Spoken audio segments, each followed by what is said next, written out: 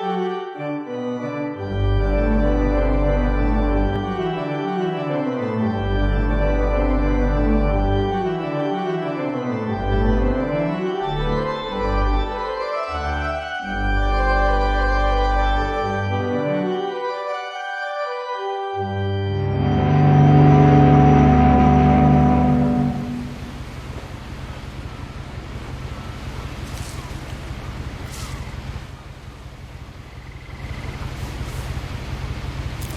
lot of this isn't going to make sense to you, and I'm sorry about that.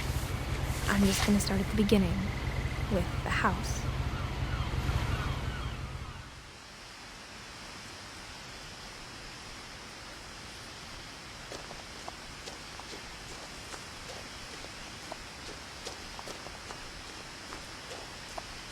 I lived here until I was 11, but I wasn't allowed inside half the rooms.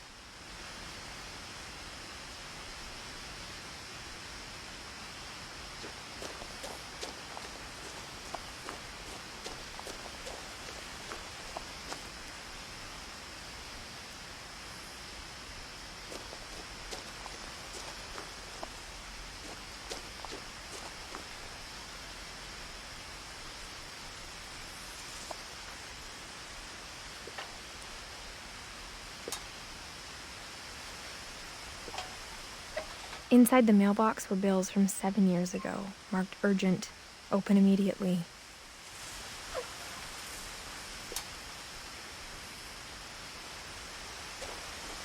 I hadn't been back since my brother Lewis's funeral.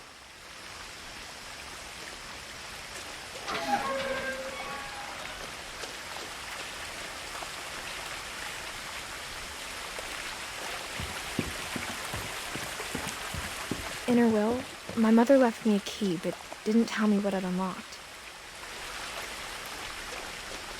Maybe she thought I'd know, or she thought that the mystery would be enough to bring me back.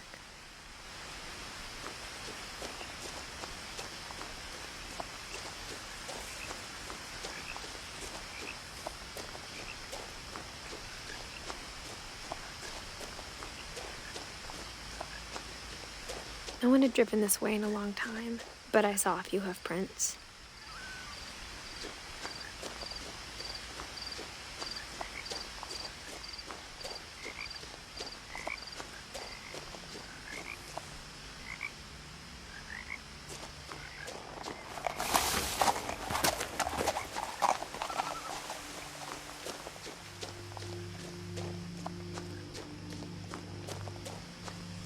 The truth is, even after I inherited the house, I never thought I'd come back to it.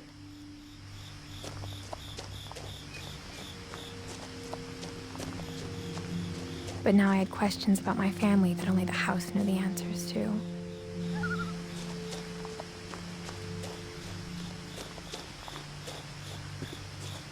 The house was exactly like I remembered it, the way I'd been dreaming about it.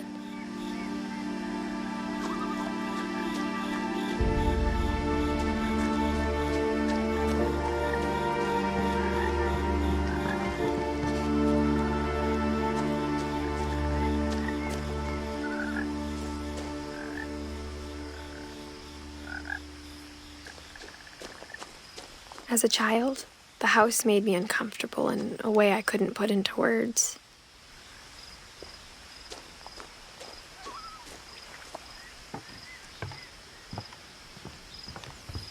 Now, as a 17-year-old, I knew exactly what those words were. I was afraid of the house.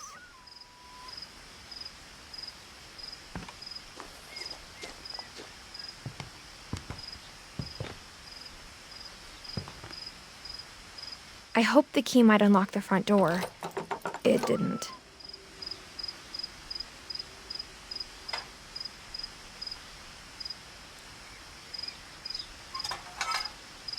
Looking in, I felt like the house itself had been waiting for me.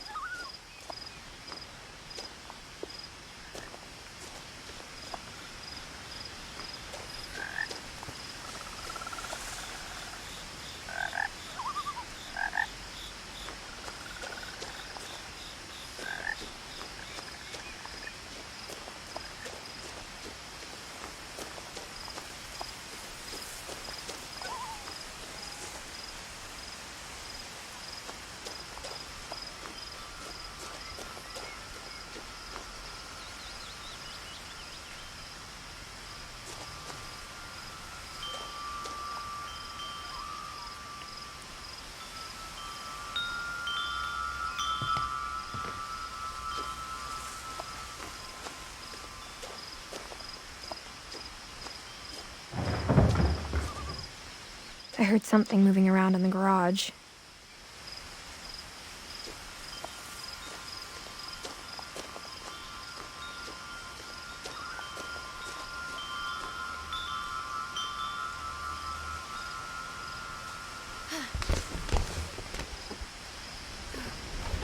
Crawling through the doggy door used to be a lot easier when I was 11.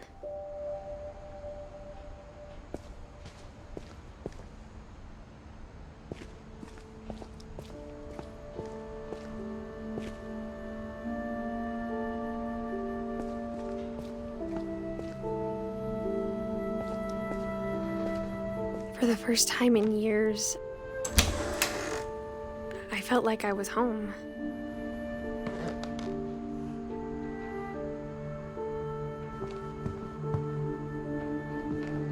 But instead of a family, there were just memories of one.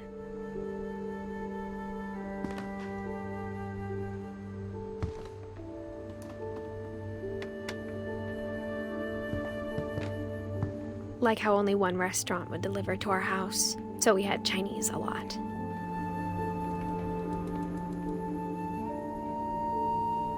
Or how after Louis started working at the cannery, we all got sick of eating salmon. Except our cat, Molly.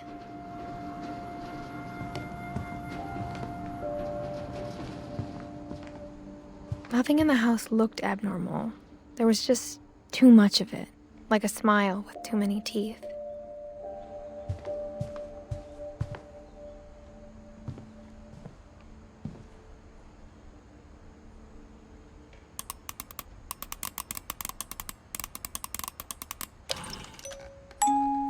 Great-Grandpa Sven built a music box for Barbara, along with the rest of the house.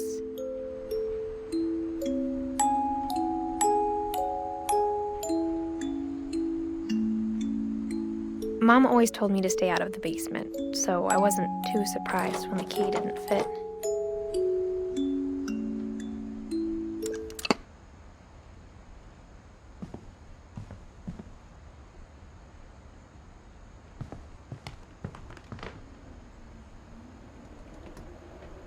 Even the fireplace had a story. Edie told me the bricks came from the original house, after it sank.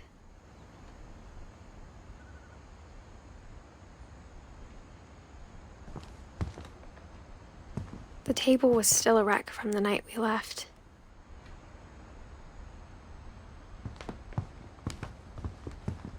It was like a bomb had gone off, killing everyone but sparing the furniture. My mom was the only one of us who could imagine Great-Grandma Edie living in a nursing home.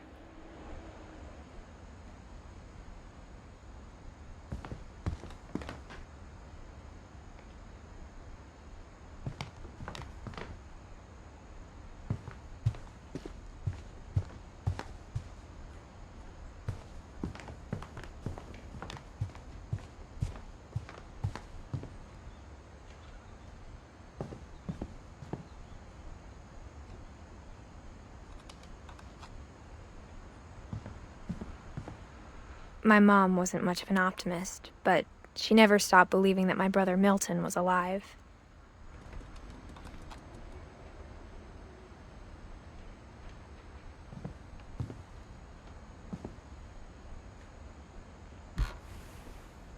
Edie told me once that every Finch who ever lived is buried somewhere in the library.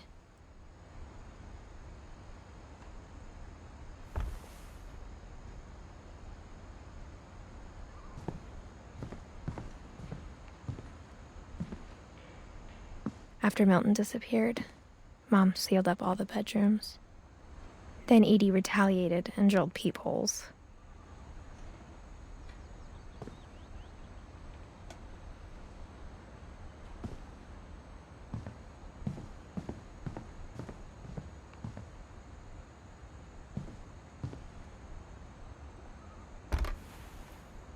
The last time I was in Edith Sr.'s room, I was 10 and she was painting my portrait.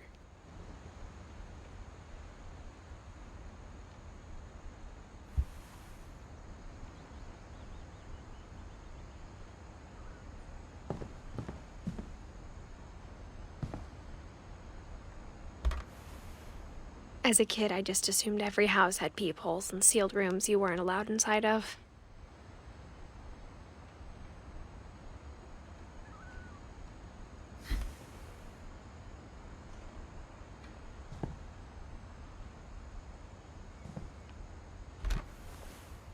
My Grandpa Sam spent 7 years sharing a room with his dead brother, Calvin.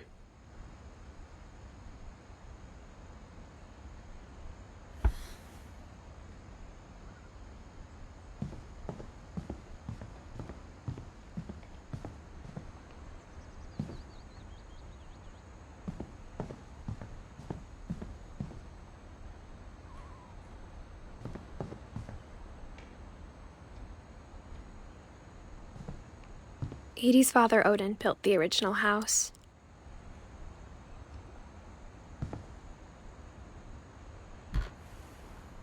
Barbara was a child star for 2 years, until America grew out of it.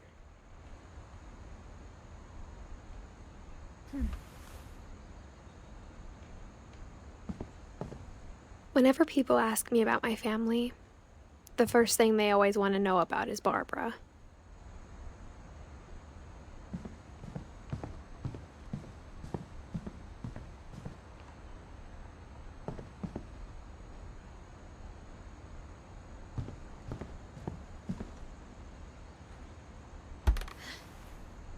Molly always seemed like a girl I could imagine being friends with, if she hadn't died in 1947.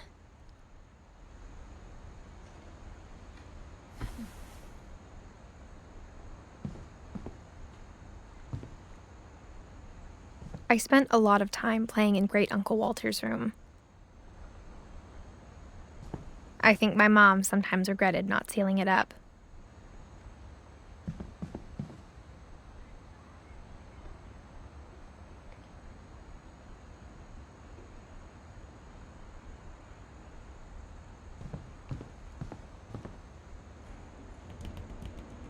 Lewis told me there were secret passages, but I never believed him.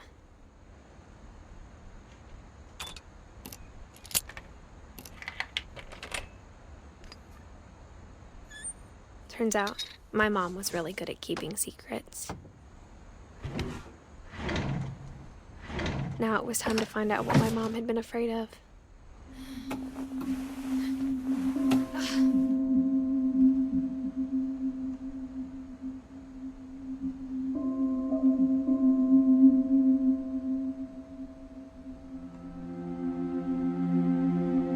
Reading this, maybe it sounds like I had a plan.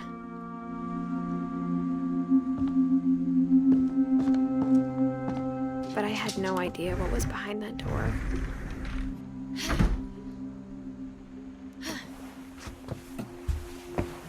Just like I had no idea where all this was gonna lead.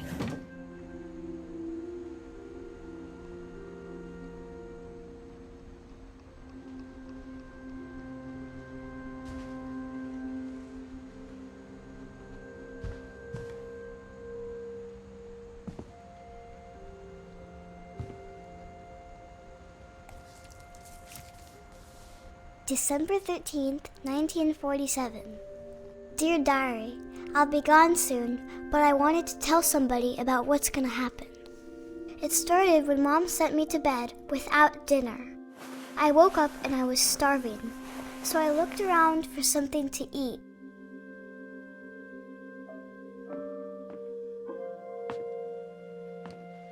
The gerbil food was dry, but I didn't mind it.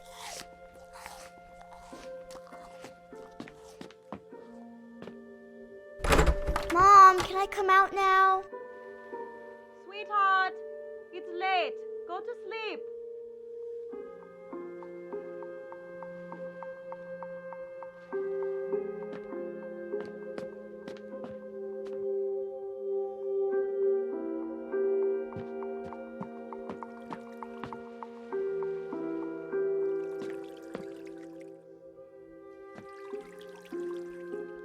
I thought about eating Christopher, but I held back.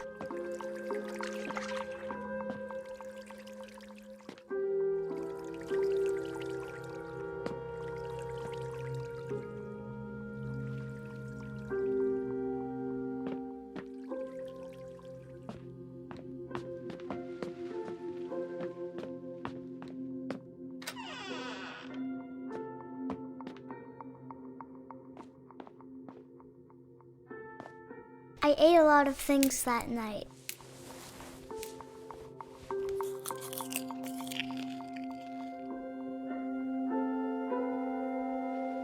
I kept eating and eating.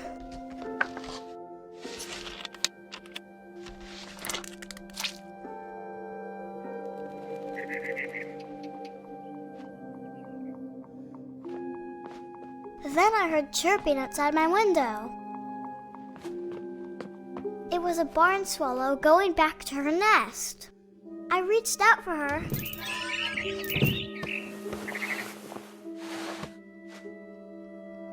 And suddenly, I was a cat.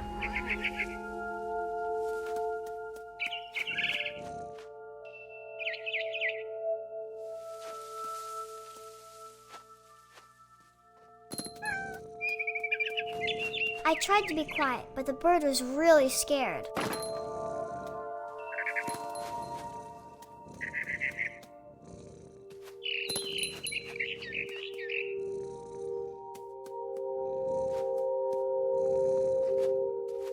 Mom and Dad didn't even look at me.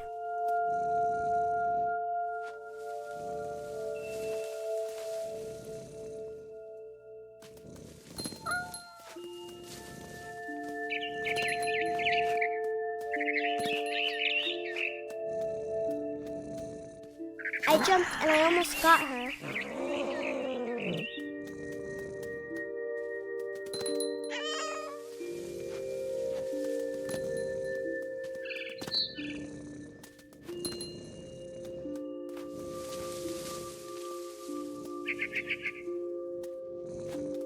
I could tell she was getting really tired.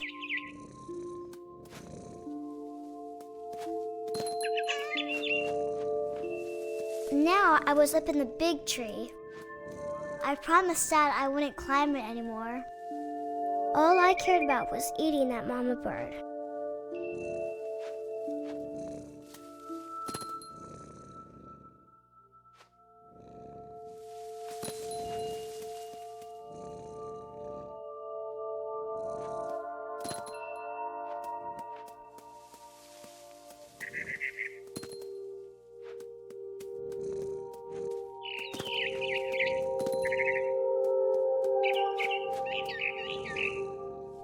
I gobbled her up. And suddenly, I was an owl. First, all I heard was the wind. Then I heard little teeth nibbling in the grass.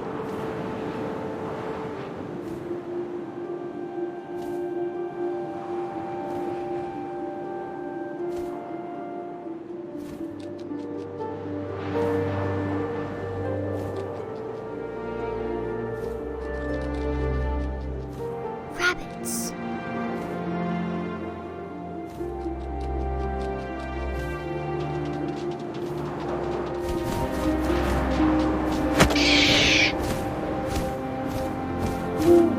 I imagined his face looking up and seeing mine through my talons. I swallowed him up, and I didn't chew one bit. Then I flew off to find something bigger.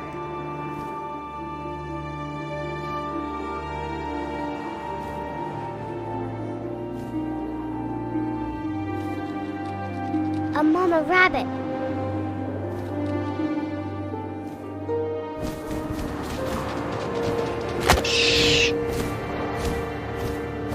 She was almost too big to carry. I started choking, but I couldn't stop eating. And suddenly, I was a shark.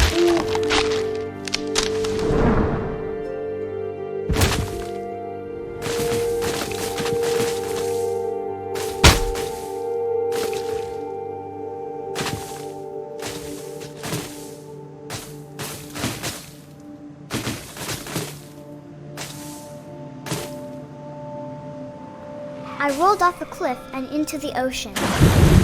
Now, I was hungrier than ever.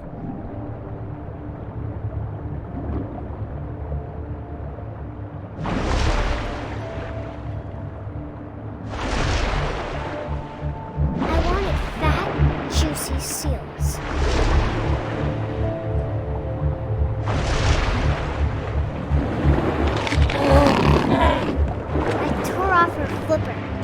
tasted really good.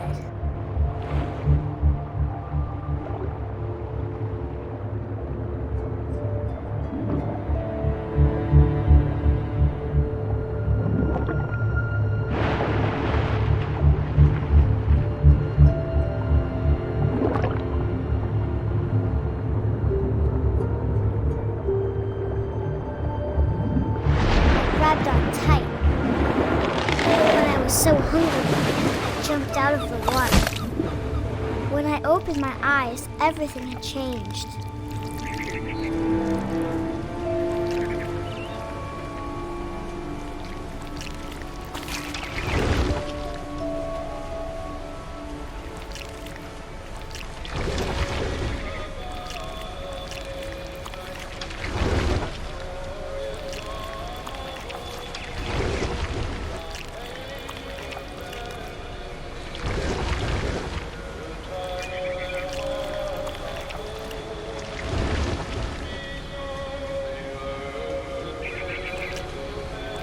Now I was a monster, and I smelled people everywhere.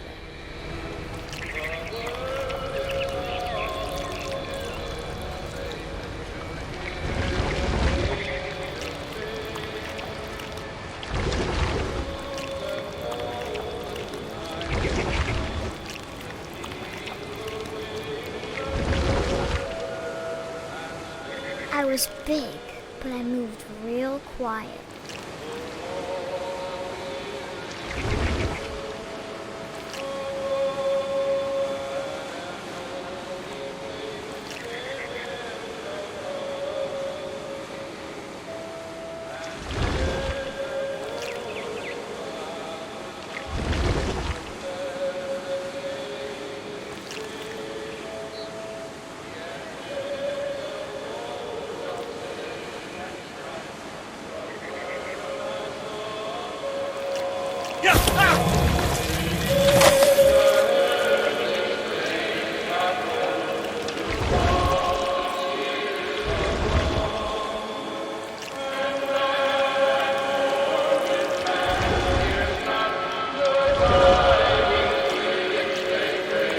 I wanted to stop, but also I didn't.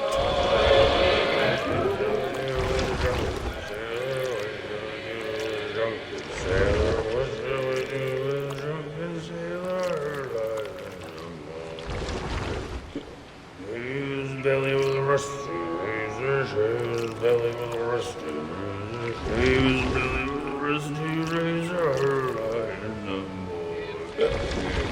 What shall we do with a drunken sailor? What shall we do with a drunken sailor? What shall we do with a drunken sailor? And the captain's daughter, and the captain's daughter, and the captain's daughter. What shall we do with a drunken sailor? What shall we do with a drunken sailor? What shall we do with a drunken sailor? Shot with a longbow to the silver.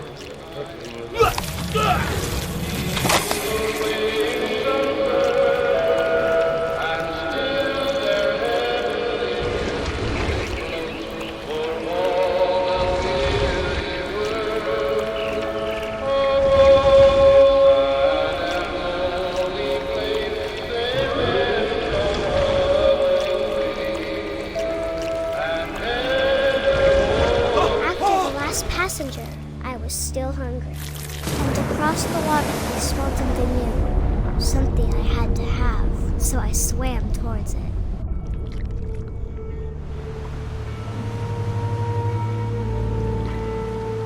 I slithered onto the sand, and the good smell went into an old pipe.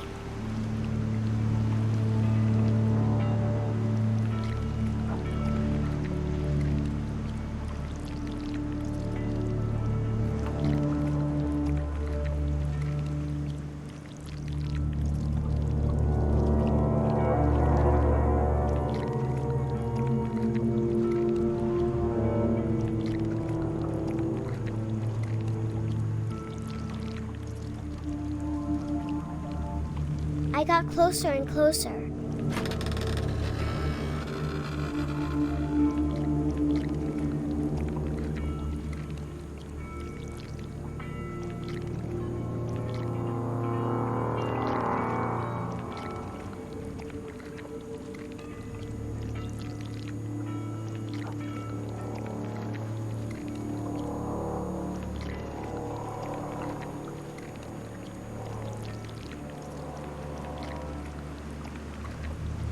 all my stomach started growling. And suddenly, I was me again. I held my breath for a long time, but I couldn't hear anything. I think it's waiting for me to fall asleep. But it's not going to wait much longer. It needs to feed, and we both know I will be delicious.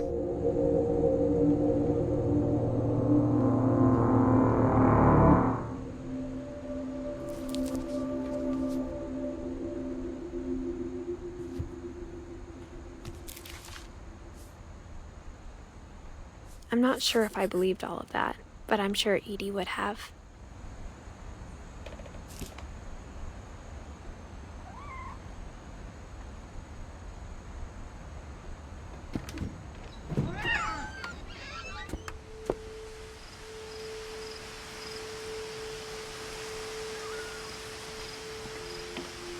This will be obvious later, but my mom never told me any of these stories. Edie would have, but Mom didn't like bringing up the past. Though, when we adopted a stray kitten, she was the one who named it Molly.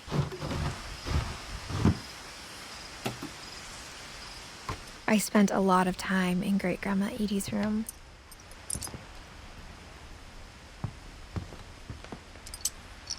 Louis died a week before we left, but Edie had already started to memorialize him.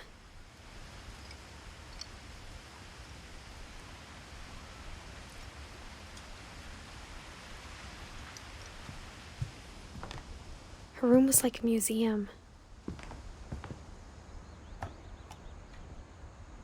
For 500 years, the Finches have been famous throughout Norway for their fortune and misfortune.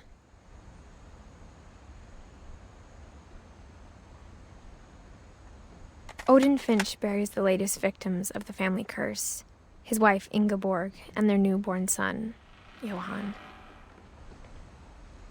On January 7th, 1937, he set sail with his family and his house, hoping to leave the curse behind.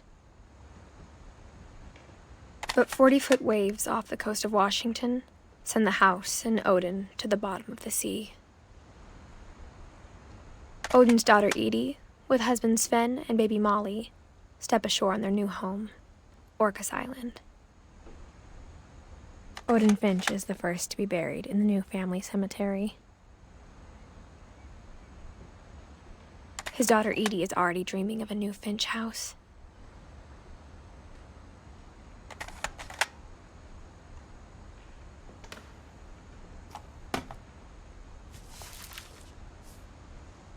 Whatever's wrong with this family, it goes back a long ways.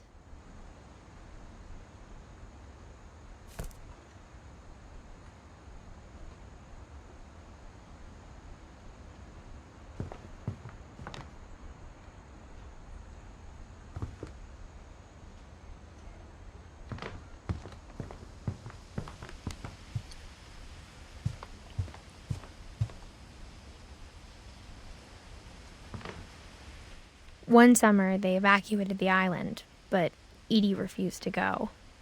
For a few weeks, she was a celebrity.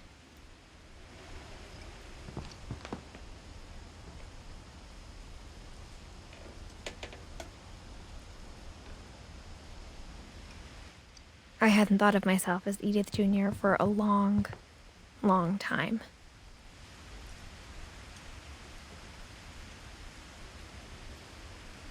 Edie gave a big interview about a mole man living under the Finch house. My mom was furious.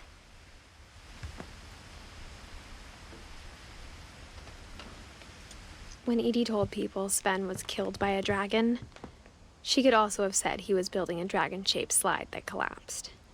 She could have, but she didn't.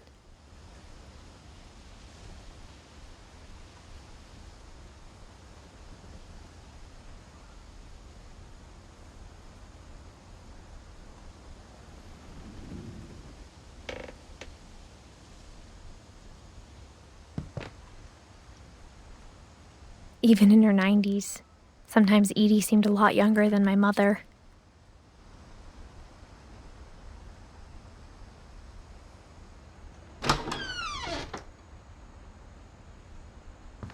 The only trace Grandpa Sam's first wife, Kay, left on the house was the pink bathroom. It was a pretty big trace.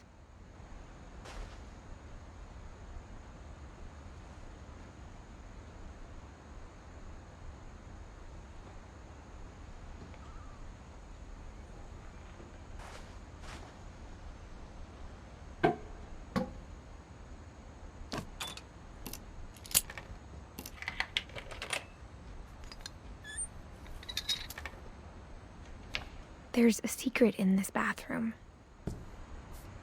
It's in the last place you would look. It isn't in the cupboard. It's hidden in this book.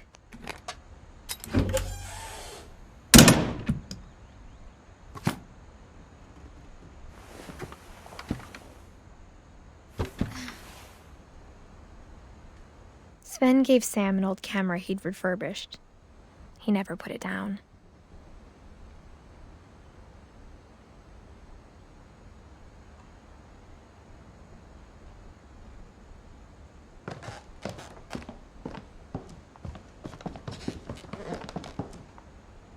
From the paintings on the wall, it was clear my brother Milton had been here before me.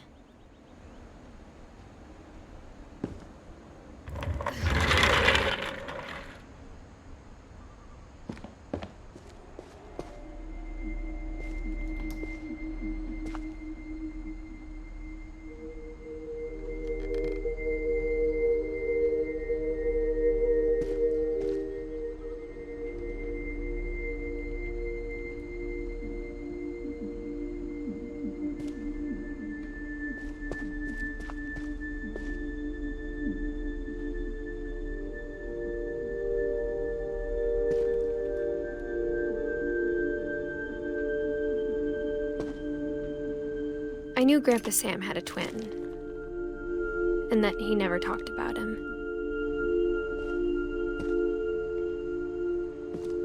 I guess my grandpa didn't like history any more than my mom did.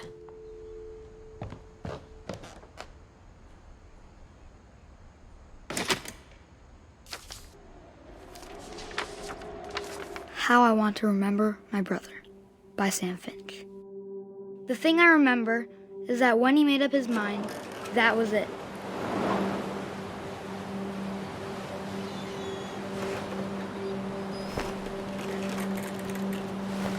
My brother said he'd die before he ate another mushroom, and he did. At Barbara's funeral, we swore we'd never be afraid again, and he wasn't. I think Calvin always wanted to fly. Sam! Calvin! Dinner's ready! Coming! But that day, he finally made up his mind to do it. I told him going around was impossible. Maybe if I hadn't said that, Calvin! I'm not gonna tell you again! maybe if the wind hadn't picked up, then maybe he'd still be here. But I doubt it. I think he'd already made up his mind.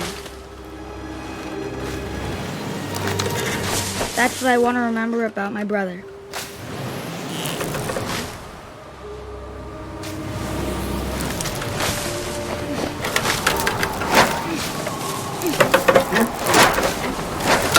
The day he made up his mind to fly. And he did.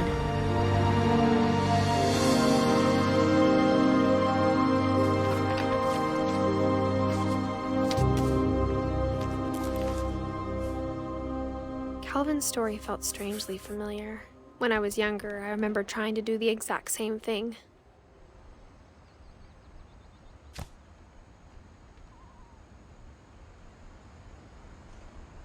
After the funeral, Edie roped off Calvin's half of the room.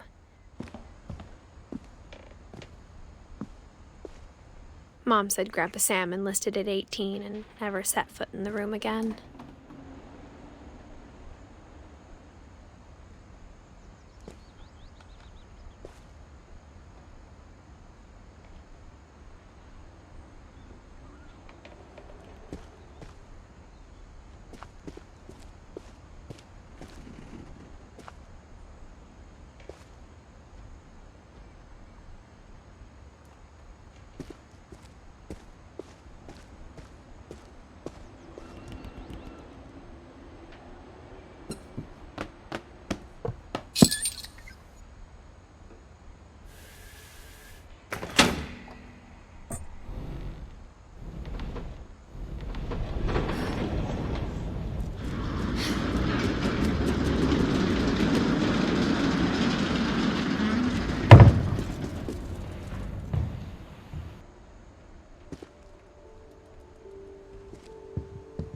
The passages were a pretty tight fit. They'd obviously been built for smaller hands and bellies.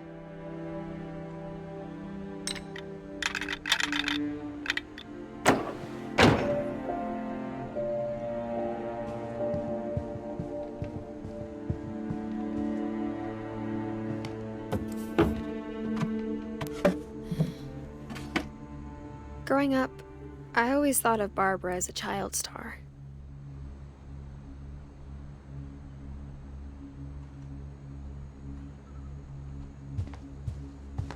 I never thought about how hard it must have been for her afterwards.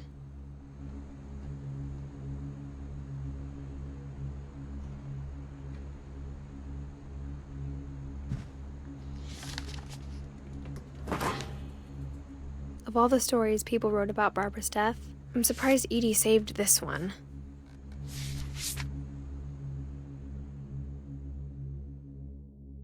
Old Jack here with another ghastly tale inspired by America's most unfortunate family.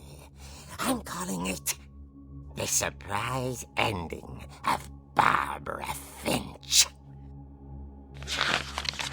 As a child star, Barbara was famous for her scream.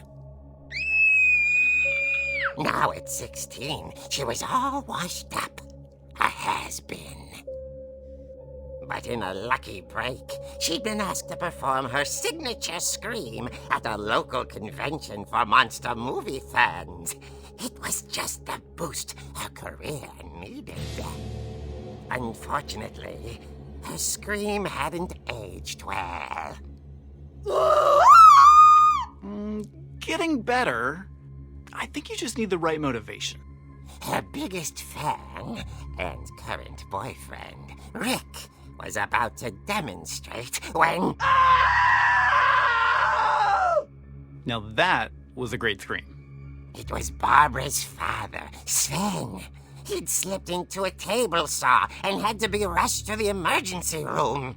So Barbara got stuck babysitting her youngest brother, Walter. Her convention comeback was cancelled. Okay, I'm hearing frustration, but I'm not hearing terror. What if I tried... A gang of hoodlums in Halloween masks have been terrorizing Orcas Island tonight. Police are urging residents to... That came from the basement. You're right!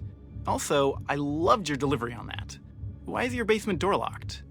Because my dad likes making puzzles and secret passages. There's a key hidden in the music box. The secret is to keep winding and winding until finally the key pops out. Thanks, babe. I'll be back in a sec. 20 minutes later, Rick hadn't returned. So Barbara went to look for him, right on cue. She reached for the music box.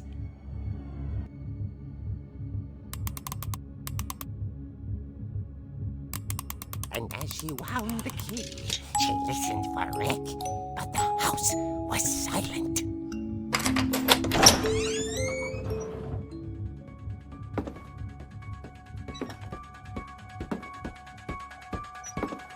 She found Rick's crutch and imagined the worst.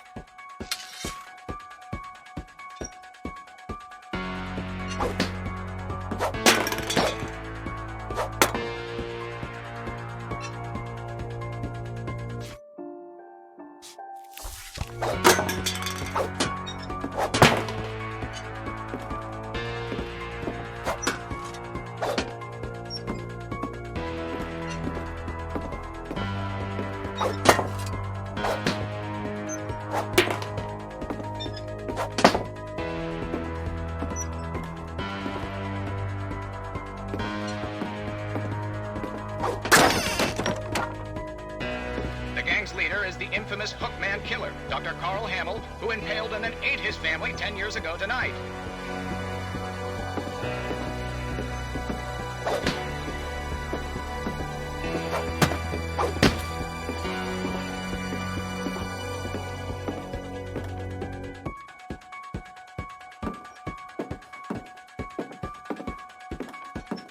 old fridge rattled and grew still.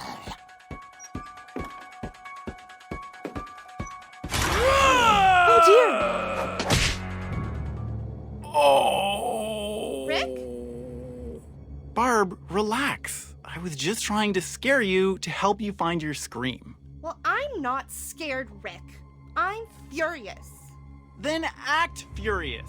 All I'm getting from you now is that you're hurt and confused and She threw him out, but she kept a little something to remember him by. Barb, have you seen my other crutch? And she was still holding it when she fell asleep watching the late picture show. Hours later... Barbara! Walter, what's going on up there? Ah! Okay, I'm coming up, but if this is a trick, you're dead, Walter.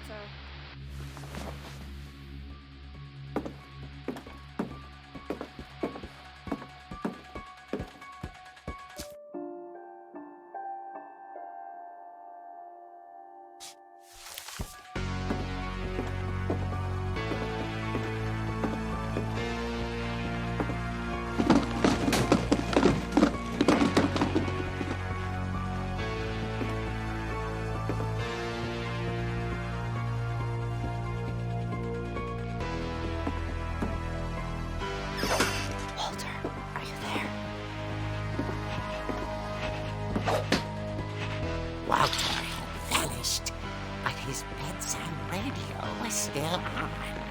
Orcas Island police describe the man as 6 feet tall, with a steel hook for a hand. Residents are urged to lock all doors and windows and notify the police of any suspicious activity. Barbara turned, saw the hook man, and was speechless. He was quite smashing.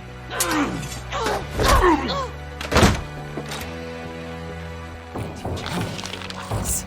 He couldn't get enough of Barbara. Okay, Barbara, there's gotta be another way out of here.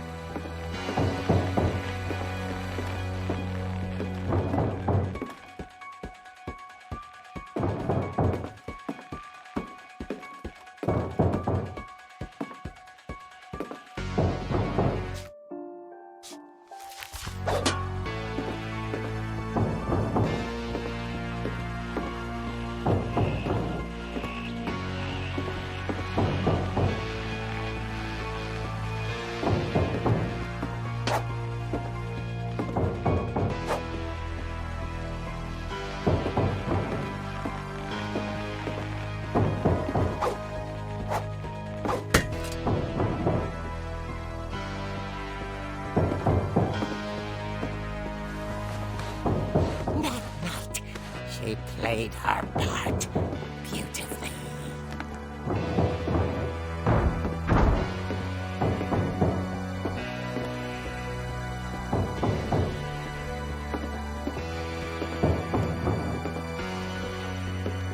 Molly's door hadn't been opened in years. The hinges groaned.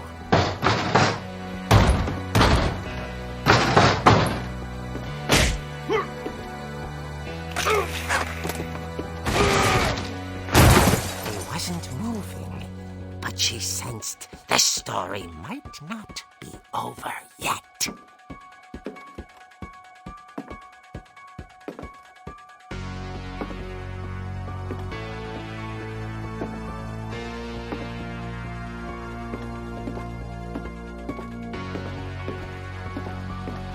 hookman had vanished. She listened for his breathing, but all she heard was...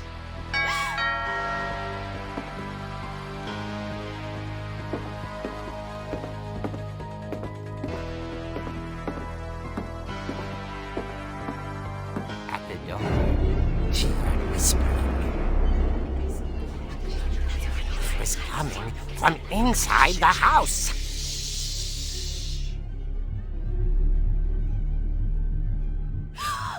Oh dear. The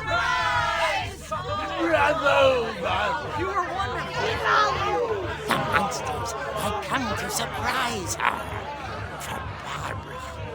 was a dream come true.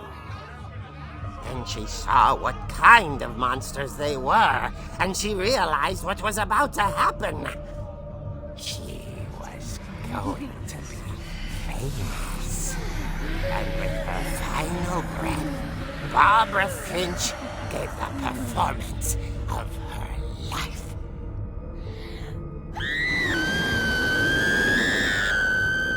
I wasn't there myself, but I hear Barbara was magnificent. Poor girl. She had a taste for stardom. But unfortunately, so did her fans.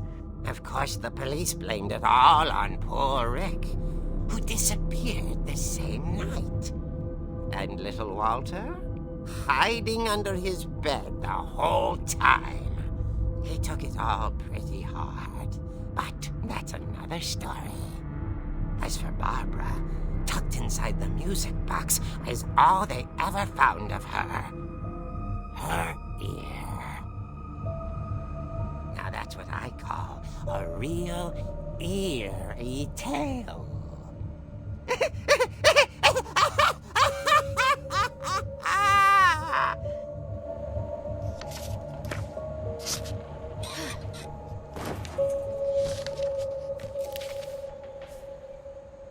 Edie told me all Barbara wanted was to be remembered, as absurd as that comic was.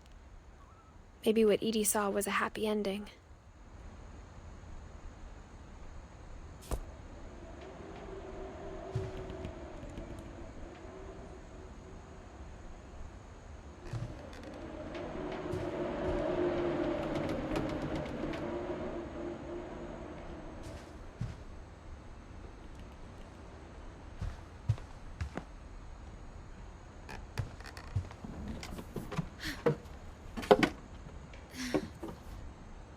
I guess now I know why Mom didn't like me playing with the music box.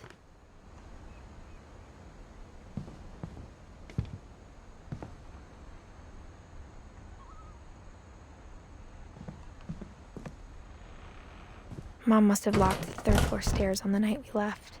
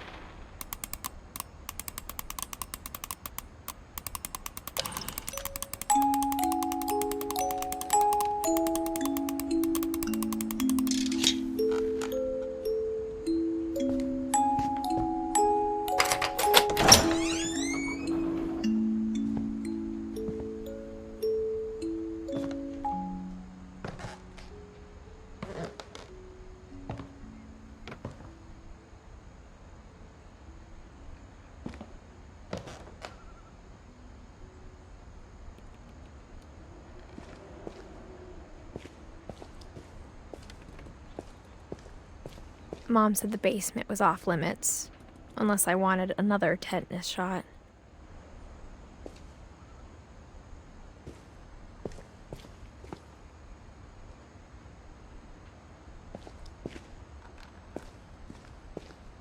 I saw Edie sneak down to the basement once, carrying packages.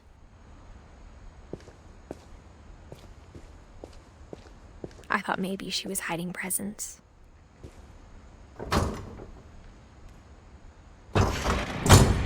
It turned out she was hiding a lot more than that.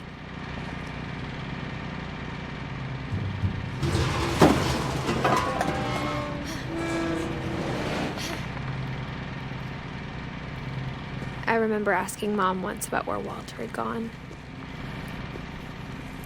She said after Barbara died, he got as far away as he could.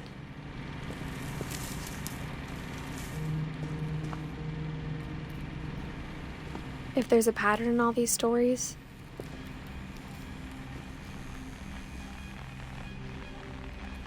I think it's that none of us has gotten very far.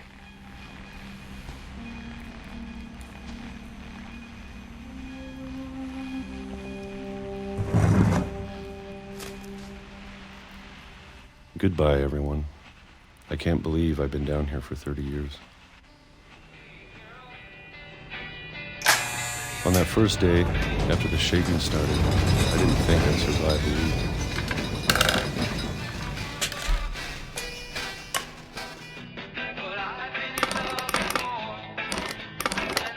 But after a few days, I settled into a routine. That's what kept me sane.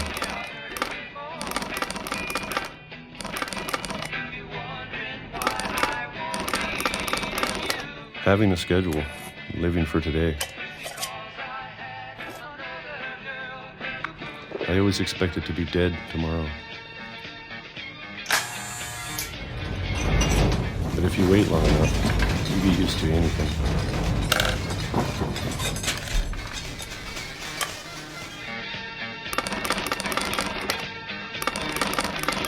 Even a monster on the other side of the door starts to feel normal.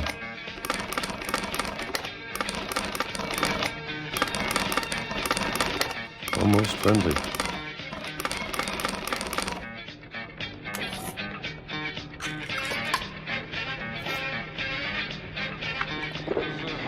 And then one day, everything just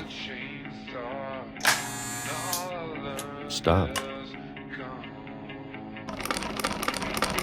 Whatever that thing was, it was gone. Maybe it got tired of waiting. Or maybe I just got tired of being afraid.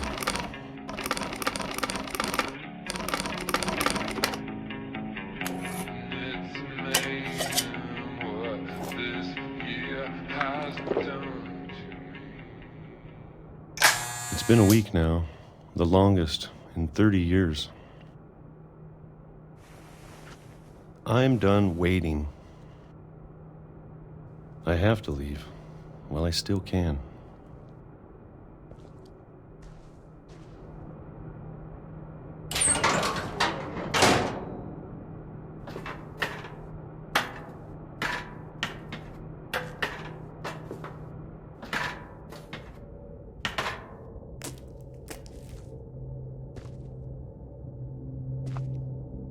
I know it's out there, somewhere. Whatever killed Barbara and Molly and Calvin.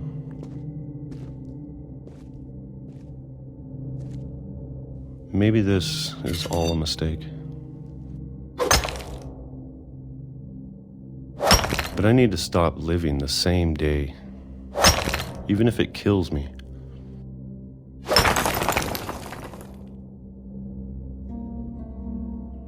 Whatever's out there, I want you to know I'm ready for it. I'm going to appreciate all of it, especially the food. I don't mind if I only have a year left. Or a month. Or a single week. I'd be happy with one new day. I can already imagine the sun on my face.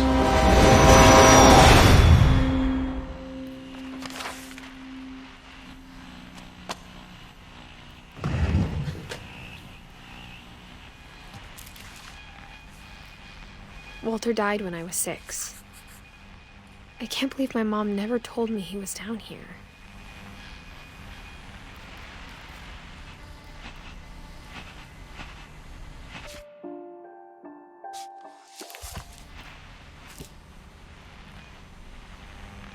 I'm sure my mom was trying to protect me.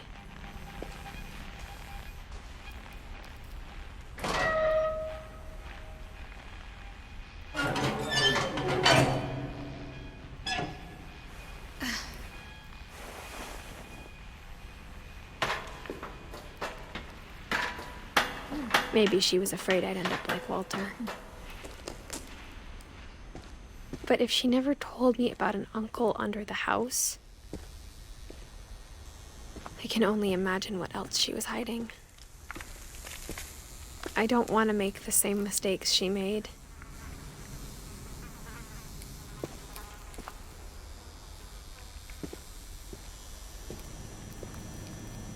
trying to bury something that's still alive. Now that there's only one of us left, or maybe two, I thought it was time I heard the stories for myself and found out what happened to everyone else. But now I'm worried the stories themselves might be the problem. Maybe we believed so much in a family curse, we made it real.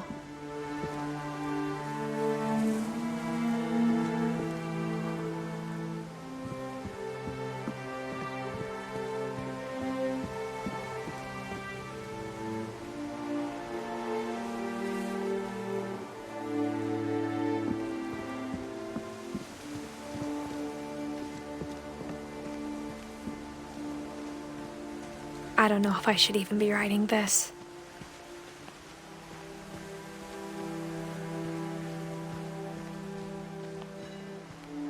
Maybe it'd be better if all this just died with me.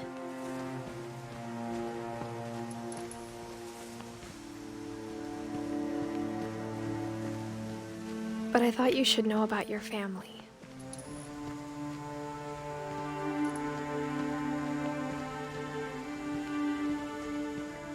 And the history you're a part of.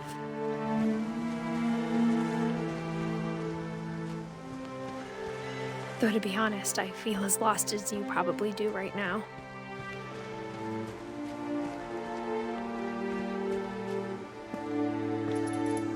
I think the people in these stories believed them, for what that's worth.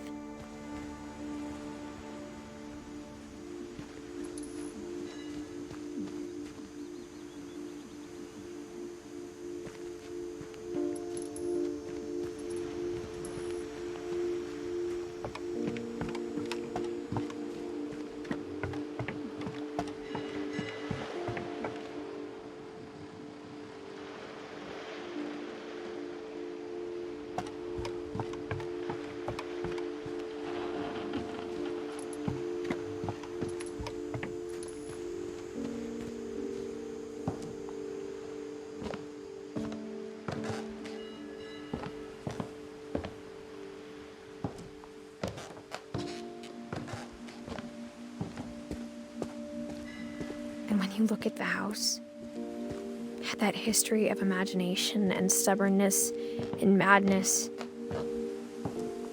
any of it seems possible.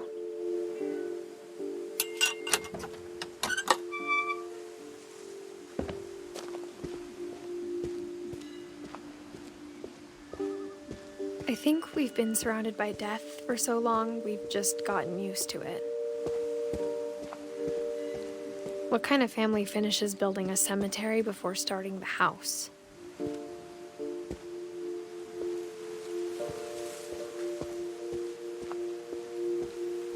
It's embarrassing for me to admit this, but the pet cemetery made me more uncomfortable than the human one. 3 of the gerbils were mine, and 2 had been my fault.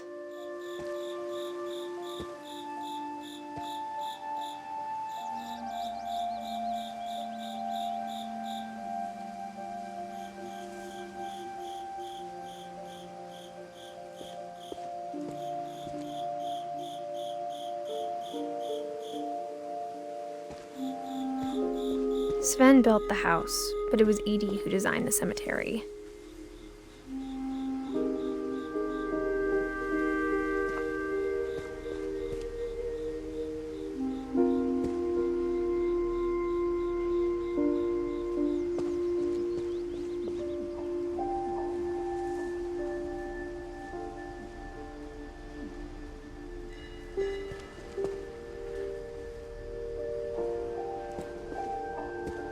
I'm sure Odin's monument had been Edie's idea. My mom was always trying to move on, but for Edie, the past never went away.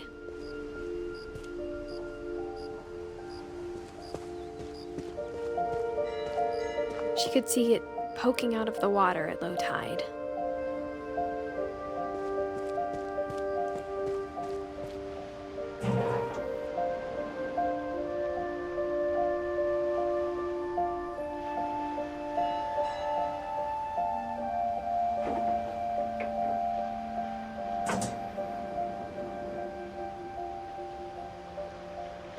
Edie said she dreamed about the old house every night.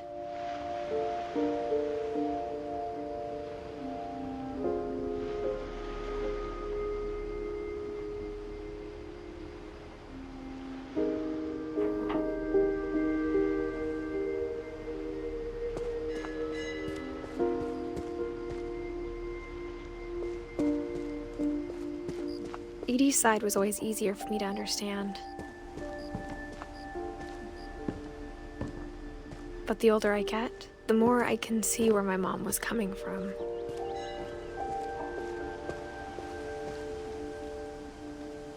Her dad had been pretty strict, but it wasn't enough to save her brothers. She was just trying to do better.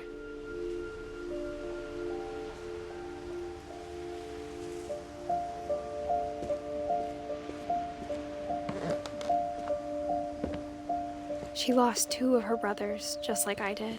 I get why she tried so hard to protect us. We never found Milton's body, so my mom insisted we were putting up a monument, not a tombstone.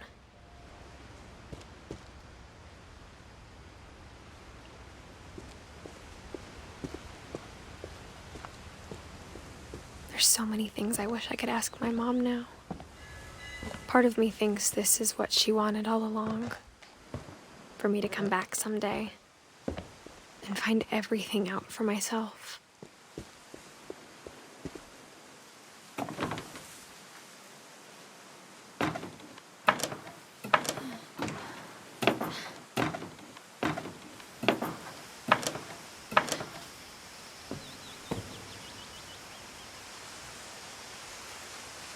But looking back on it now,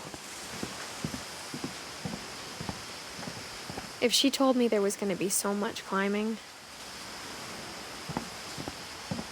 I never would have come when I was 22 weeks pregnant.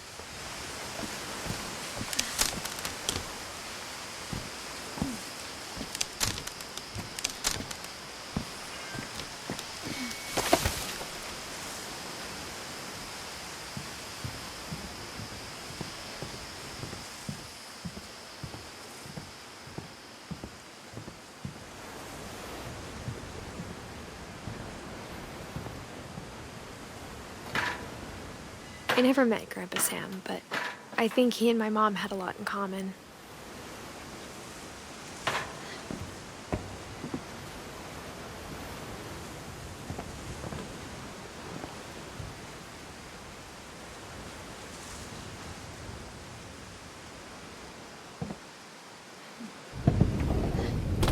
They were both pretty intense.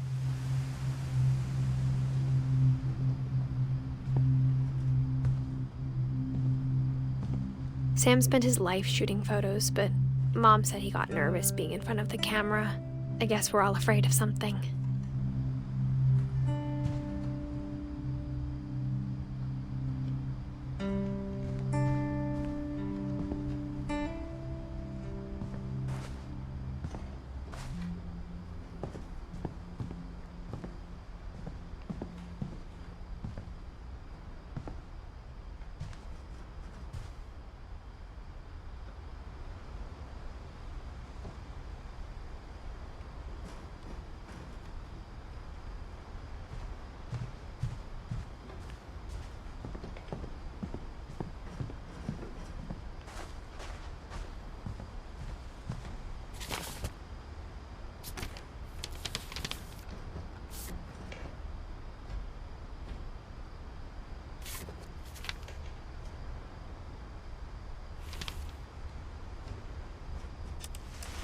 Dawn, I promise, you'll never forget this weekend.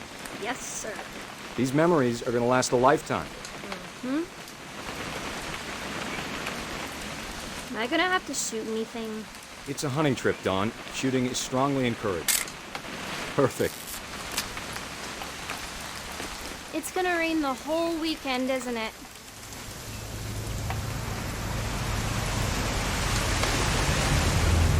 I will never forget this weekend, Dad. Okay, got it. I'm gonna take some pictures, okay? Just be careful. That camera's older than you are.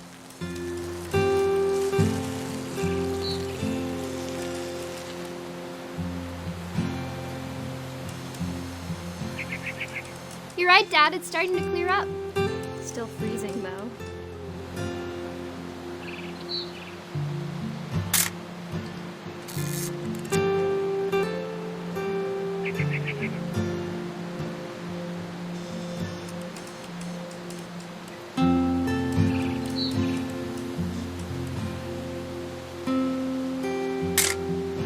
Aw.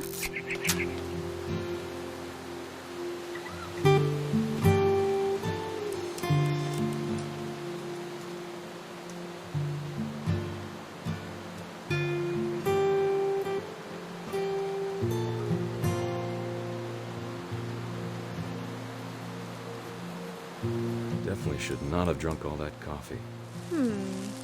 Hold still. Hey! That's a keeper. I'm just saying, I'm not always gonna be here, Don. You'll need to remember this stuff, if you want to survive. I'll be fine, Dad. You know who else thought he was gonna be fine? Some guy who died. Don, I'm being serious. I know, Dad. You're always serious. Doesn't being out here make you want to chill out? Well, to tell you the truth, I haven't been out here in 20 years.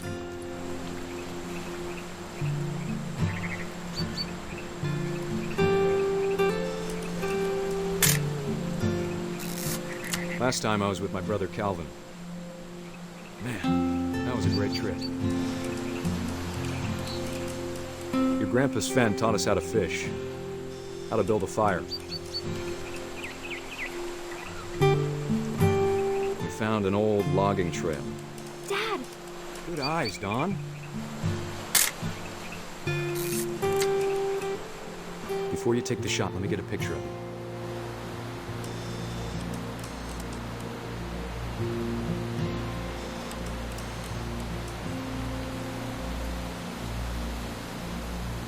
Dad, I... Just breathe. Turn off your imagination. Let me get behind you. Do I have to do this? Don, you don't have to do anything. But if you want to survive... Great shot, Don!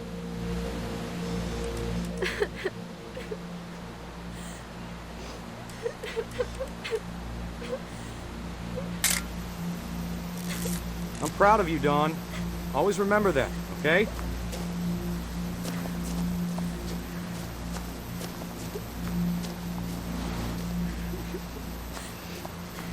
Dad, it's twitching. I think That's it's totally so... normal, Don. Just focus on the camera. Try not to think about... Dad!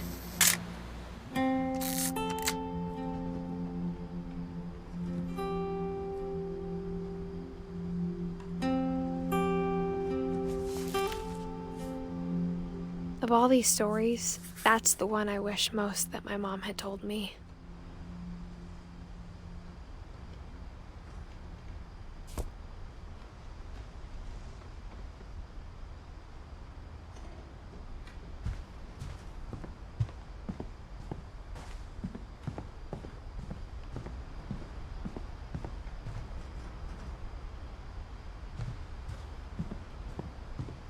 Instead of hiding from death, Sam seemed to go out of his way to meet it.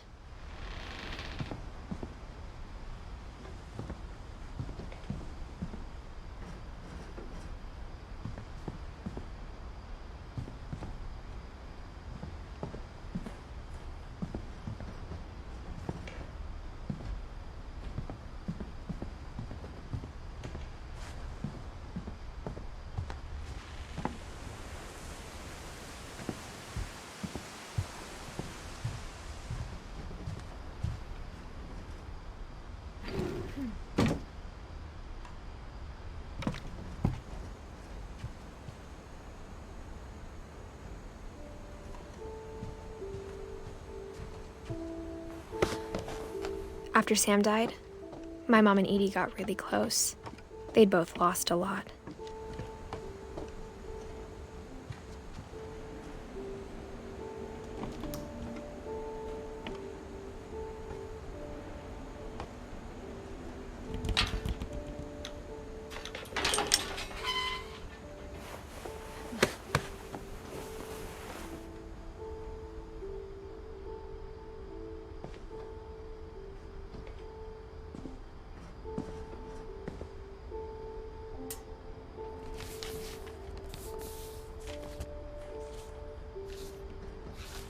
Dear Kay, do you remember the way Gregory used to laugh when he thought he was alone? Like something funny was happening, but only he could see it.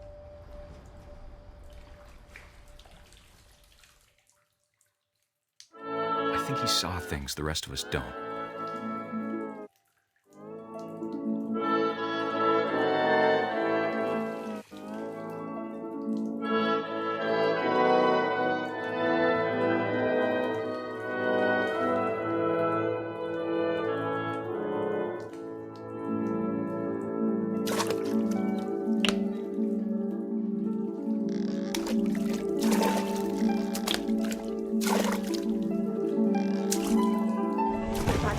Gregory, it's time to... Hold on, sweetie. Hello? Sam, I told you I don't want to talk right now. I wonder what he saw.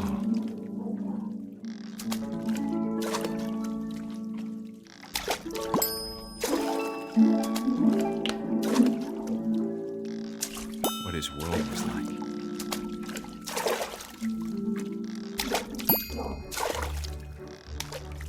He reminded me so much of Calvin. Lost in his imagination. Whatever it was, he saw.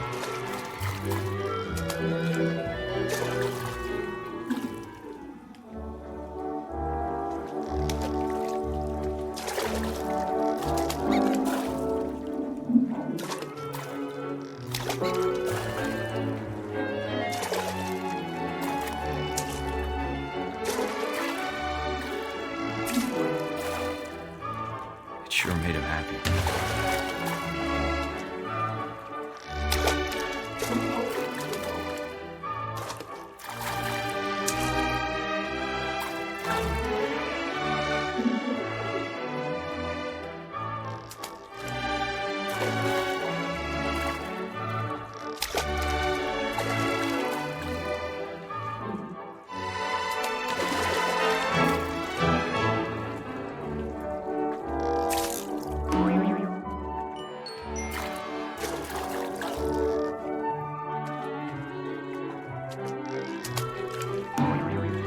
I know how silly it sounds.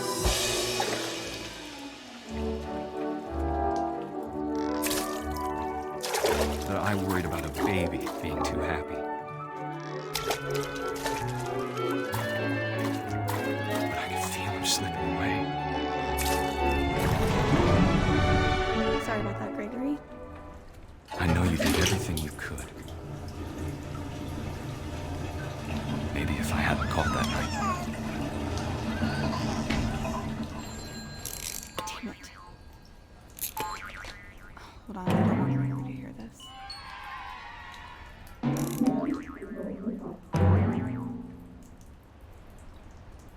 I wish he could have told us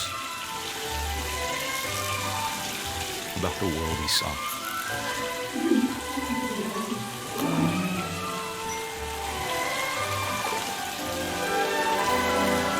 There's so much I don't understand about Gregory, about everything.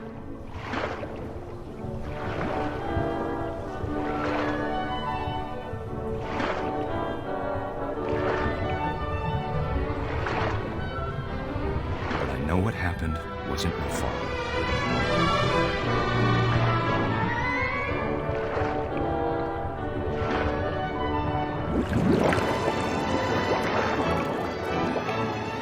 I'm sure he's happy.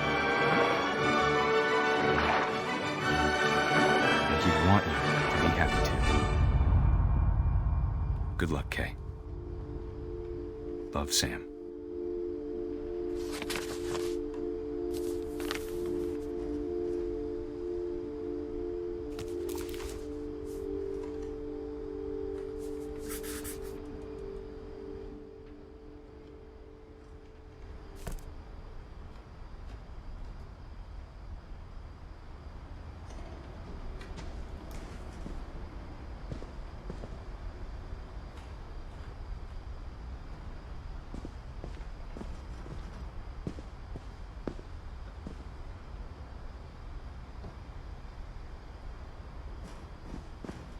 can't imagine my mom ever writing poetry, and yet... A poem for Gus, who always said the wedding was a bad idea. Our father never hit us kids, at least not very hard, before the day my brother said with teenage disregard that he'd be dead before he'd see a wedding in our yard.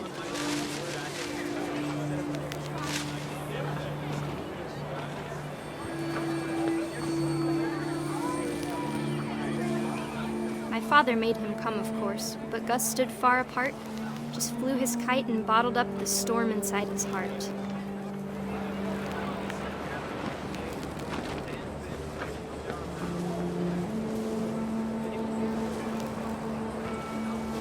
I tried to talk him out of it, but though he'd never met her, we don't need a stepmom, were the words that I now remember. pronounce you husband and wife.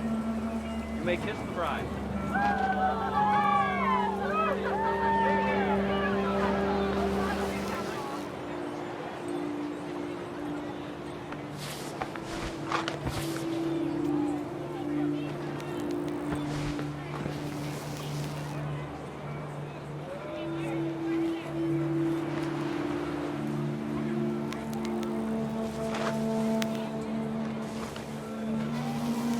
When the time for photos came, Dad ordered him to come here. But Gus declined, and as a sign held up his middle finger.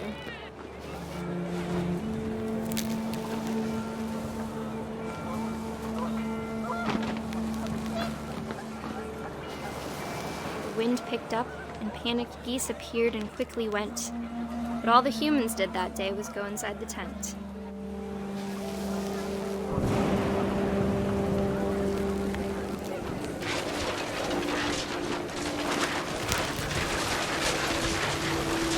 The rain came down in buckets then, but no one seemed afraid that nature might destroy the tent our dad had crudely made.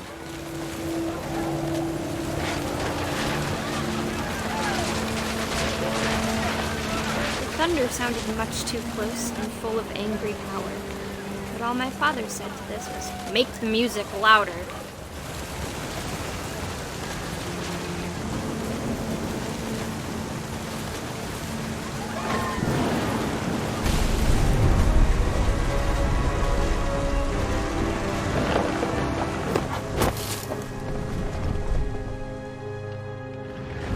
I wish that I could truly say I thought about you on that day. Out there on the beach alone, just you, the wind, the sea, and foam. But I didn't, until we found you.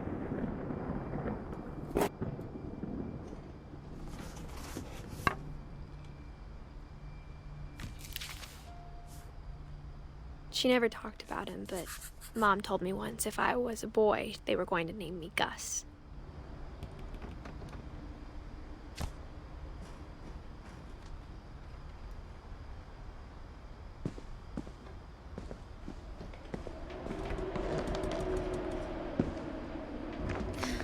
My mom moved up to the loft after her brothers died.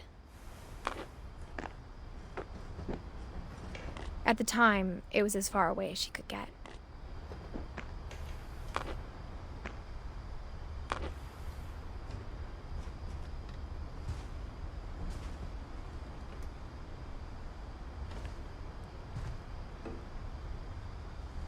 She spent a summer building houses in Calcutta, where she met my dad, Sanjay.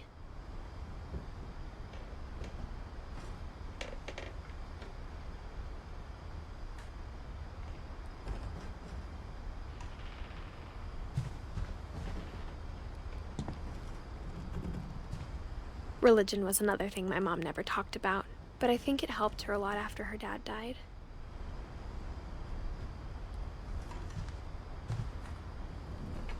My mom moved to India a week after graduation and got a job teaching English. Louis was born a year later.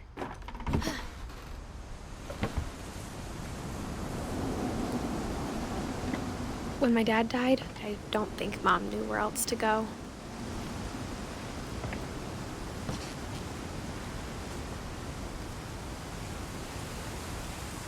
I'm sure Edie was happy to have her back.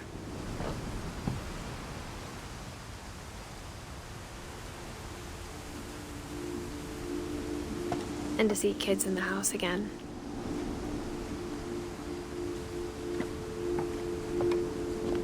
The house had to get a little bigger, but Edie was used to that.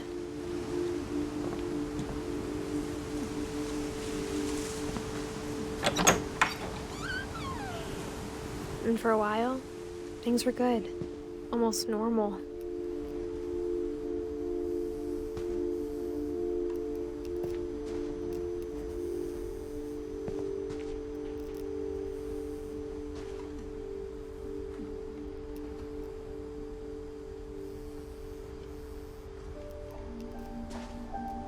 But it didn't last.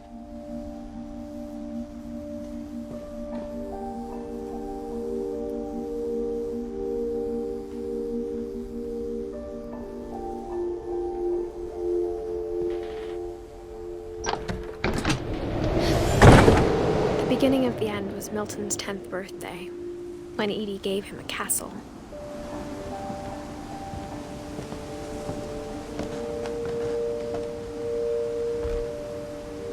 After Milton disappeared, the only thing he left behind was a room full of paintings.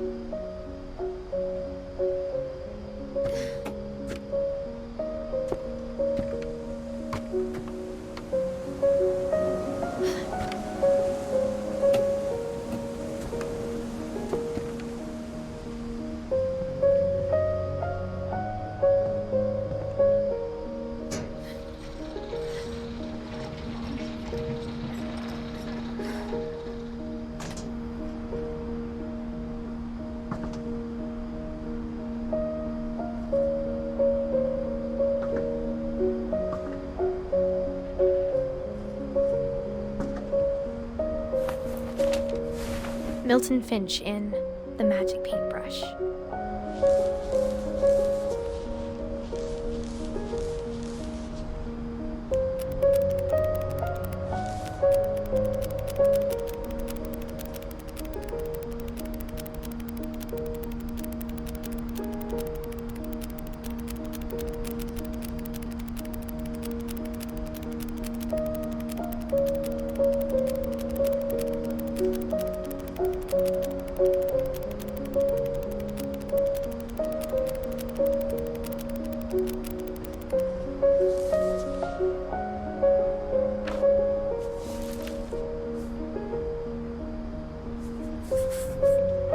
I was 4 when Milton disappeared.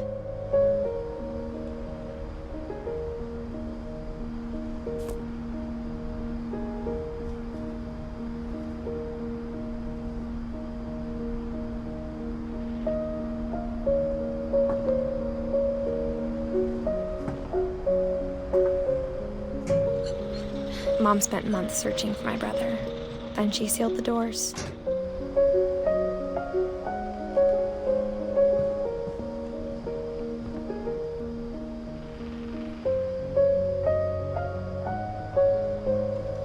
I think Edie was happy to finally have another painter in the family.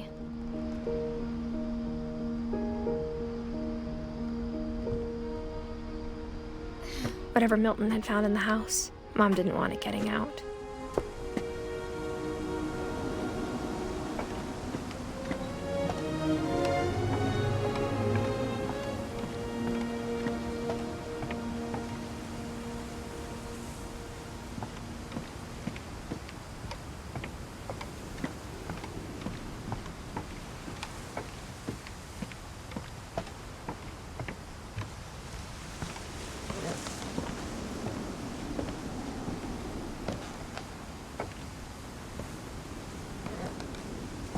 Mom definitely blamed Edie, but I think Louis blamed himself.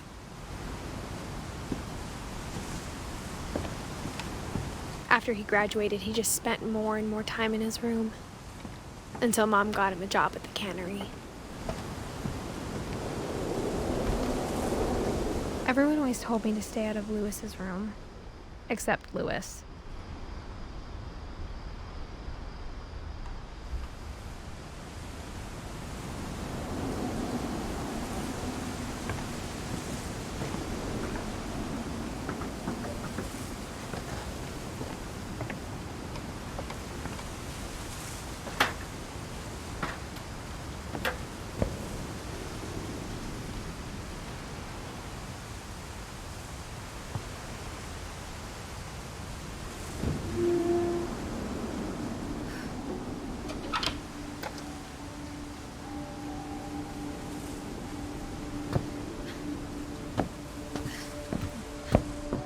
Lewis's room smelled very, very familiar.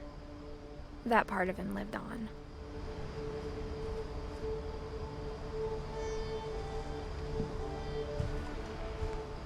Lewis and I spent a lot of time playing games together, but he was surprisingly bad at them. He died a lot.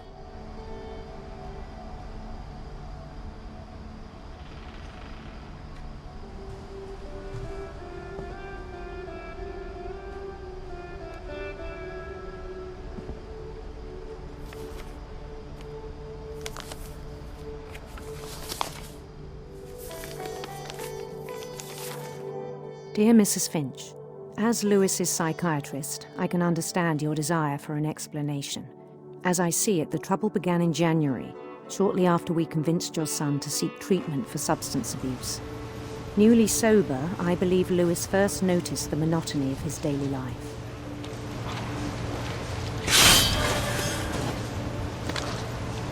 He kept working at the cannery.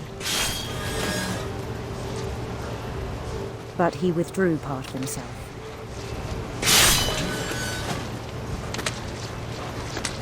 In our sessions, I saw the same behavior.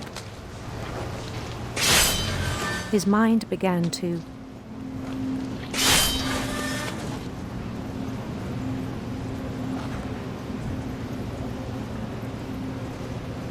wander.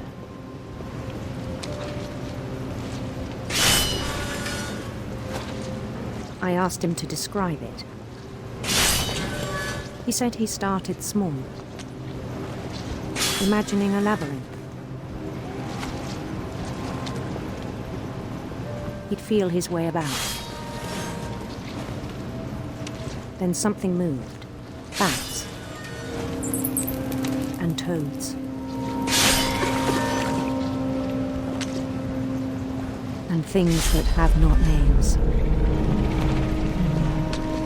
He knew it was all in his head.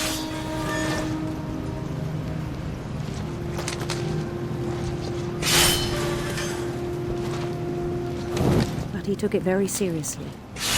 I had hoped he'd find himself.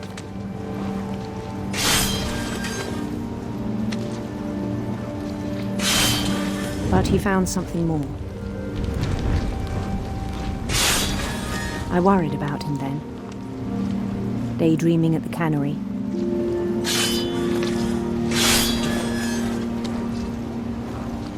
I spoke with his boss. But he said Lewis had become a model employee. Methodical, tireless, focused. Like a whole new Lewis. So I let him go on.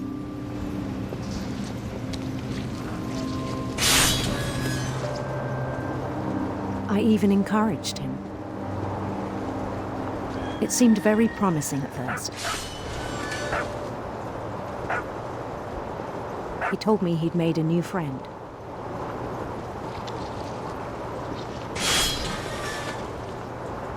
On the edge of a city he named Lewis Topia. He built the city up slowly, brick by brick. Then he made musicians.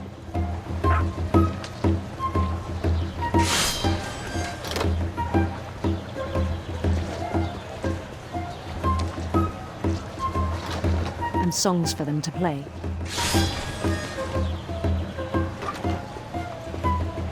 He talked about starting a band.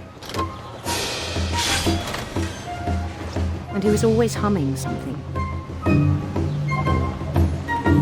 Every day his imagination grew stronger.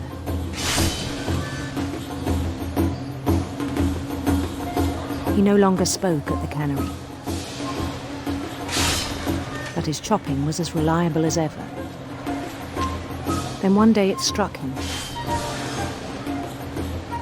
that all the cheering crowds, even the stones under his feet, were all in his imagination, so he could do whatever he wished.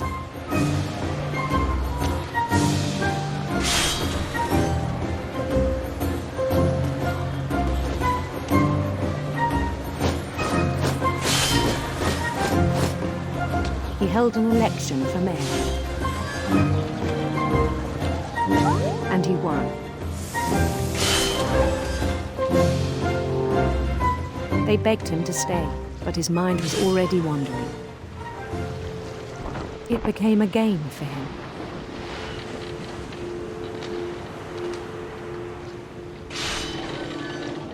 He'd conquer a city, then immediately push on. New Louisville.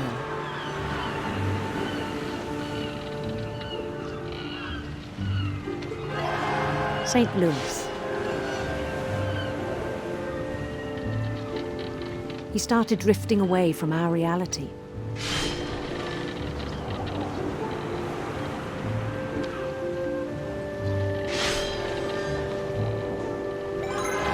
Minneapolis, until one day he forgot to go home from the cannery.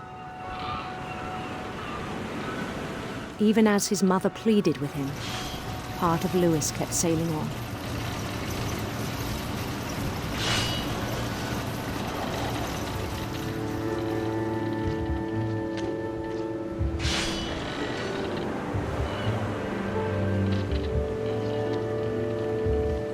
In Louisburg, he heard rumors of a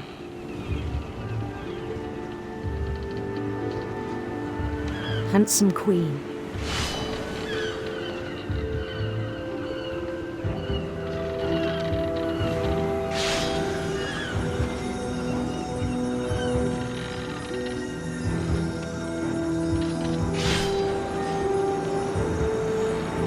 The queen was on her own quest for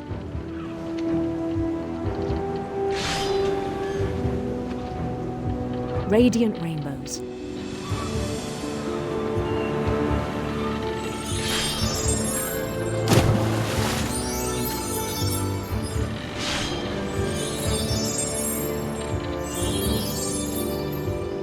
He followed the sound of her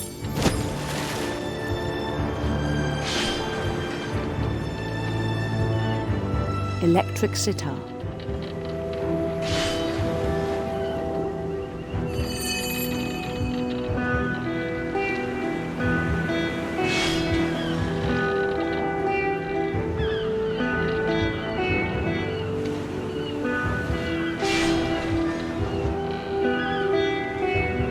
His chase led him to a golden palace east of the sun and west of the moon.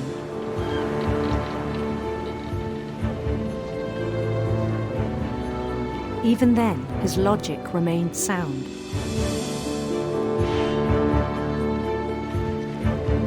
He knew the world was all in his imagination.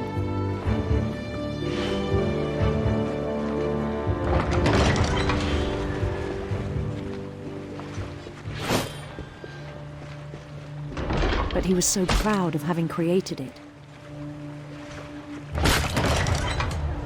In his own eyes, he'd become something greater than a king.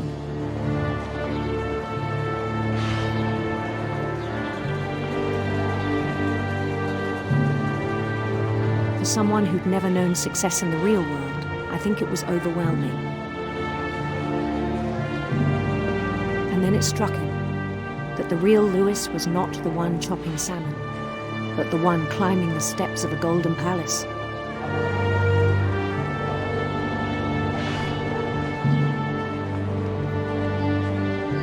My imagination is as real as my body, he told me.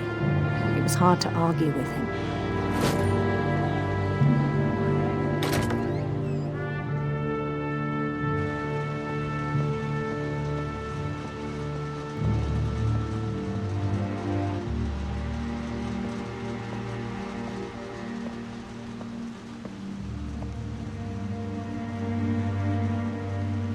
began to forget the world we know.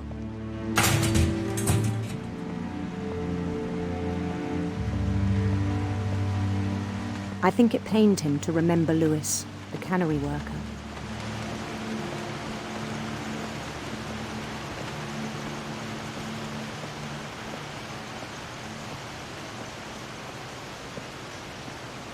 He began to despise the man with a royal contempt.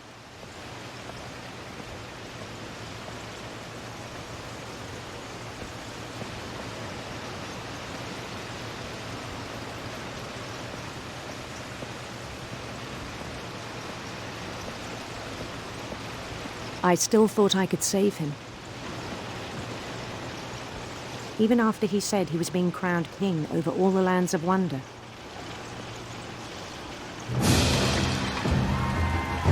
The palace would be packed with his companions.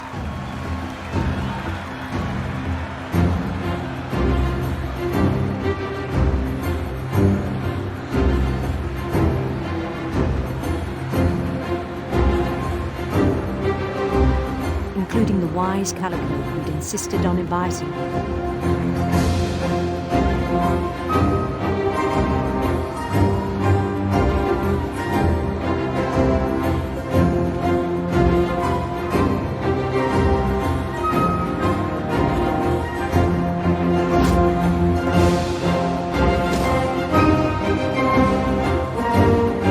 His queen waited, holding his crown.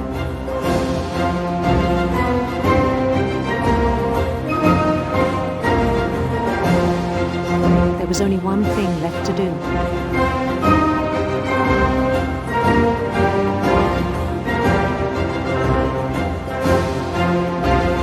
Bend down his head.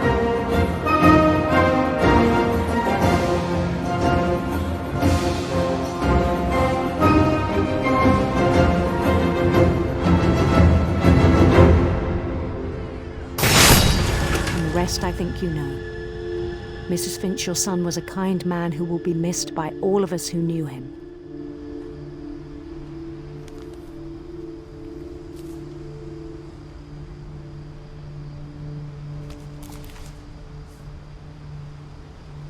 My brother was really cool. I wish you could have met him.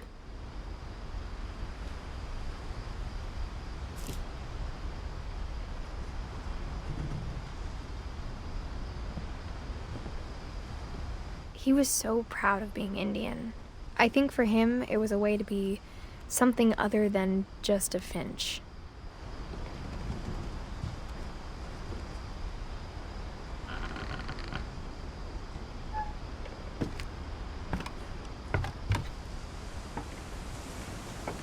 On the way back from Lewis's funeral, my mom told me to start packing. She waited until the day before we left to tell Edie.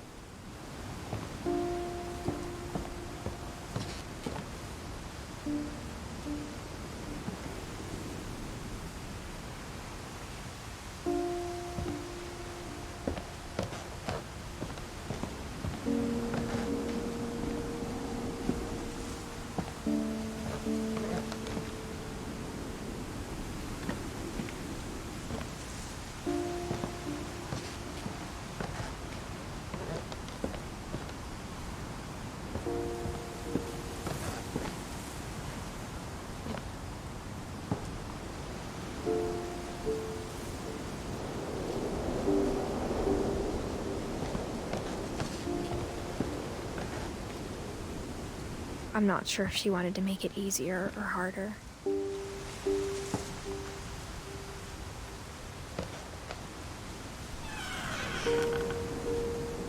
I wish we'd stayed.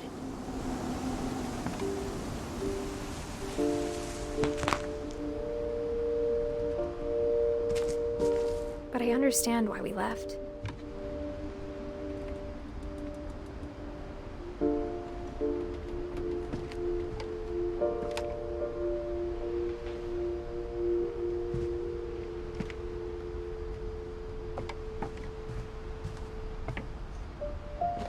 My mom ended up leaving everything behind.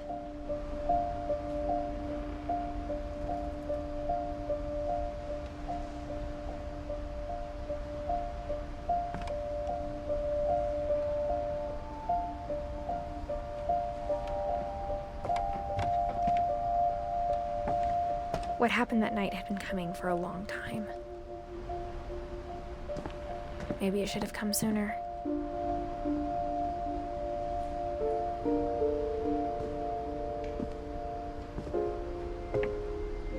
But it had to end one way or another. All that's left now is to tell you about that last night.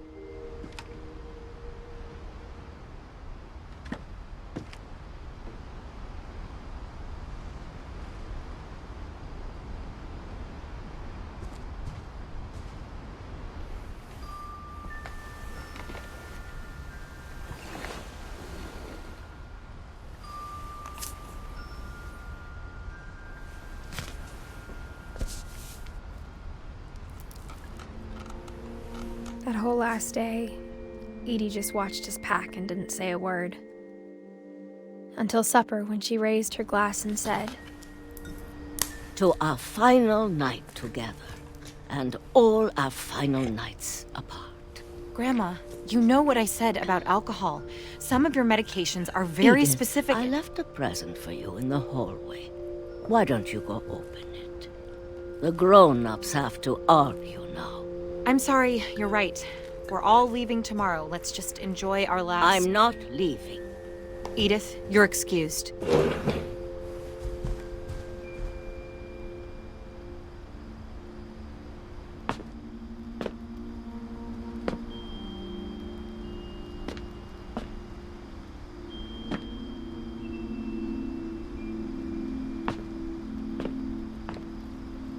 The power had been shut off that morning, but Edie always had plenty of candles. When my mom sealed the library, I don't think she knew about the other entrance. Or that Edie had a key to it.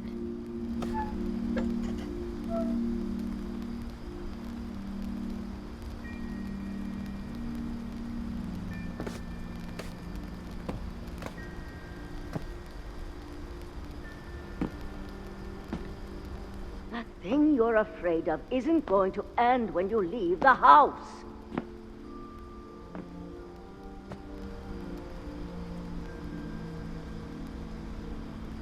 Edith has a right to know these stories. My children are dead because of your stories. I think it's best if Edith and I leave tonight. We'll have the nursing home send a van for you in the morning. Okay?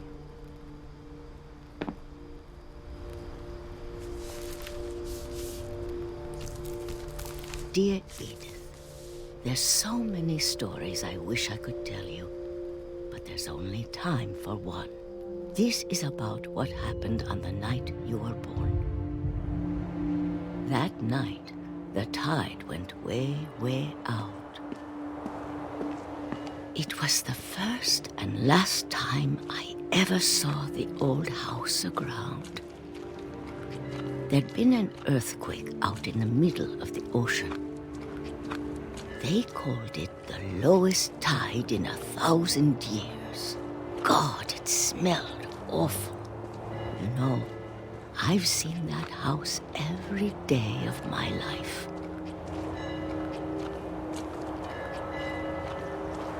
But I never thought I'd go back to it. When the fog rolled in, I lost my way.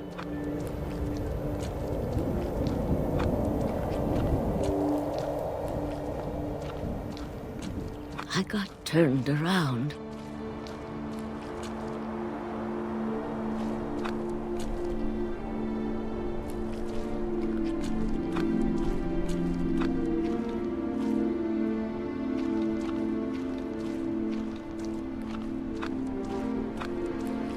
For a while, I wandered.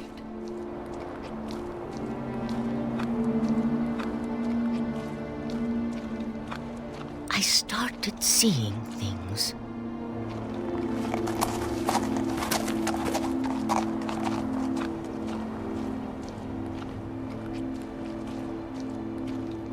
Things I'd forgotten had ever existed.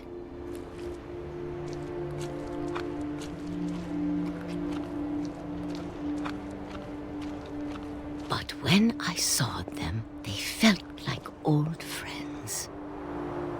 That night, a lot of things came back to me.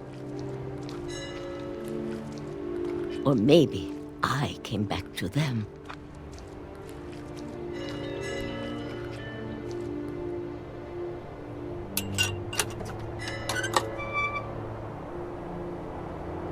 Things I can't explain, but that I need you to try and... Edith, what are you doing in here? It's mine. Edith! Mom, you're gonna rip it! Let go! I kicked and screamed, but Mom dragged me to the car. I never saw Great-Grandma Edie again. The next morning, the band came to pick her up, but she was already gone. After that, we moved around a lot.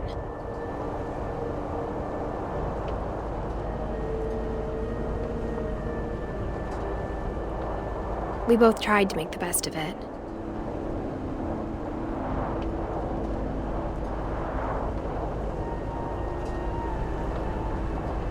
A few years went by.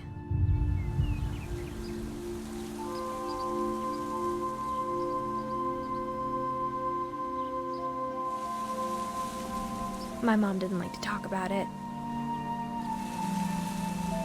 but she started getting sick a lot. The rest happened pretty quickly.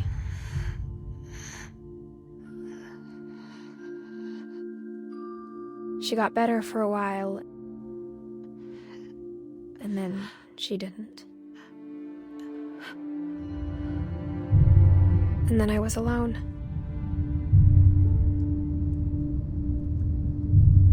The last Finch left alive.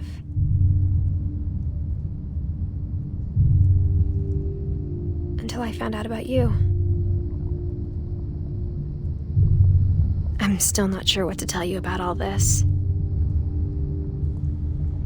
If we lived forever, maybe we'd have time to understand things. But as it is, I think the best we can do is try to open our eyes. And appreciate how strange and brief all of this is. This journal was supposed to be for you. But now I hope you'll never see it.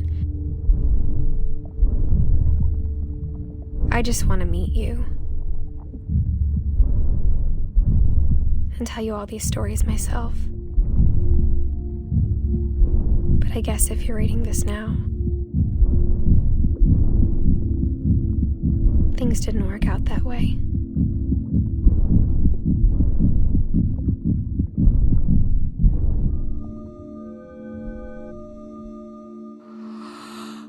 This is where your story begins. I'm sorry I won't be there to see it. It's a lot to ask, but I don't want you to be sad that I'm gone. I want you to be amazed that any of us ever had a chance to be here at all. Good luck.